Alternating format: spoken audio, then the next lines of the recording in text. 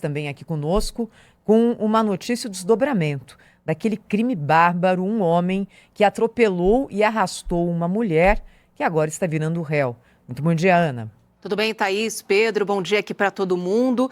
Um caso que é assustador, né, pela violência e pela gravidade que deixou essa mulher, a Tainara, que ainda está internada, inclusive. A gente está falando do Daniel Alves Silva, de 26 anos, que está preso e agora a Justiça aceitou a denúncia do Ministério Público e decidiu torná-lo réu por 2 crimes, por tentativa de feminicídio e tentativa de homicídio também contra um homem que estava junto da Tainara quando esse crime aconteceu. Tudo aconteceu no dia 29 de novembro, era um fim de semana. Esses 2 estavam saindo de uma festa, né? A Tainara estava acompanhada de um amigo e aí o Daniel veio com o carro em alta velocidade e jogou o veículo na direção dos 2. Ele acabou atingindo a Tainara, passou com o carro por cima dela e depois saiu andando com esse veículo e arrastou a Tainara por cerca de 1 quilômetro pela marginal do Tietê. Vários motoristas viram aquela situação, começaram a buzinar, chamaram a polícia e só então o Daniel acabou parando. A Tainara foi socorrida, ela segue internada e já passou por 3 cirurgias, uma delas para amputação das 2 pernas que ficaram desfaceladas nesse atropelamento. O Daniel, nessa semana, inclusive, ele foi preso depois desse atropelamento, foi identificado, o carro dele foi identificado e a polícia conseguiu chegar a esse homem. O Daniel está preso e nessa semana ele teve a prisão dele convertida para preventiva e ele foi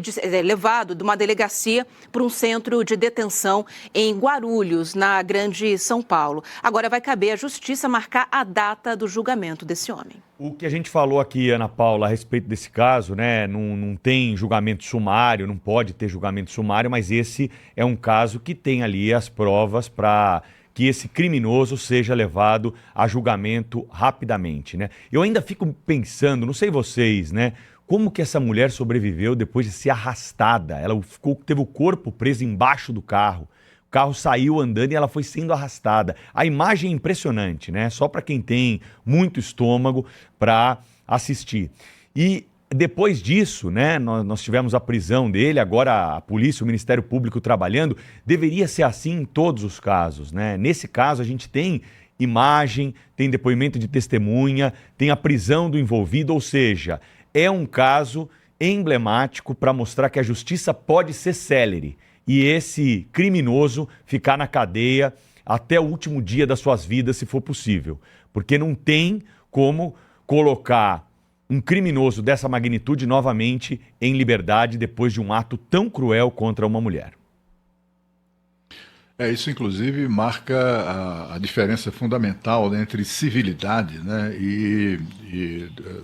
na história do gênero humano, né, porque afinal de contas a crueldade, a perversidade, né, a frieza de se fazer uma coisa como essa, de fato é algo de uma selvageria que não faz o menor sentido para ninguém, né? A morte já é, o assassinato, né, o homicídio já é algo absolutamente inaceitável. Imagine nessas circunstâncias. Tomara que esse julgamento ocorra muito rapidamente, a conclusão dele, e que esse sujeito morfe na cadeia até o último dos seus dias, como disse Pedro Campos. Nesse caso aí, Cláudio, é uma tentativa, né, de feminicídio, porque a mulher sobreviveu, mas você tem toda a razão em dizer que o objetivo dele era matar a mulher. Quem arrasta uma mulher, Ana Paula, embaixo do carro, quer o quê? Qual? Ele quer ferir ou quer matar? Ele tentou negar, né, Pedro? Inclusive chegou a dizer à polícia quando foi preso e foi prestar depoimento, disse que nem conhecia a Tainara. Negou qualquer tipo de envolvimento amoroso entre os dois e essa versão foi derrubada por amigos que prestaram depoimento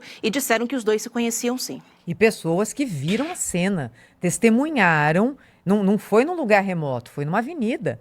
Ele arrastou essa moça debaixo do carro em uma avenida e as pessoas avisavam. E é como se ele não tomasse conhecimento disso, não tem o menor cabimento. Você tem toda a razão, Pedro. Dá para ser mais célere, porque hoje tem tanta câmera registrando tudo. É uma prova muito importante. Às vezes não há mais o que apurar, né? Não é, Cláudio? Quando você tem um documento como esse, tem que agilizar mesmo. A gente gasta tanto aqui com estrutura de Estado, a justiça brasileira, que é a justiça mais cara do mundo em relação ao PIB do país, é a que mais come um pedacinho do PIB do mundo inteiro. Pode, de fato, entregar mais celeridade em casos em que a tecnologia ajuda a confecção de provas, né? A Ana Paula Rodrigues vai Lembrando que continuar. Fala, Cláudio, desculpa aí.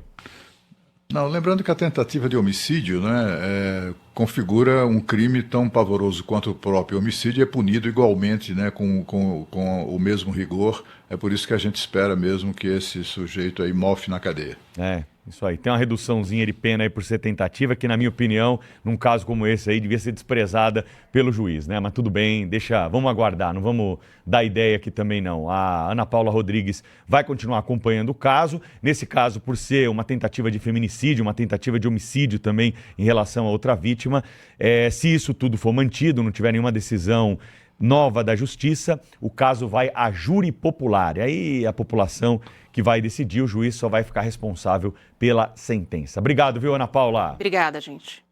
Jornal, gente, volta aqui na Rádio Bandeirantes, na Band News TV, rapidinho, com mais notícias do dia. Já, já.